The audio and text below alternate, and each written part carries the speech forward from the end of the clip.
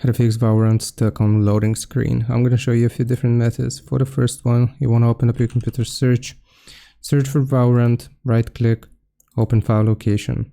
Again, you want to find Valorant, right click, show more options, and then go into properties. Here, we will set this.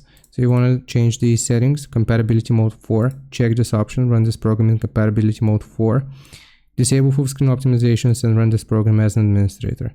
Click on apply, click on OK, and now see if that fixes the issue for you. If it still doesn't, the second thing that I can suggest doing is opening up your computer search, searching for services. You want to click on services. Right here, we'll just select any service and press V until you find VGC. You want to right click, go to properties. First, you want to set this to automatic, click on apply, click on OK, and that should fix the issue for you. I hope this helps. Leave a like and sub. I'll see you next time.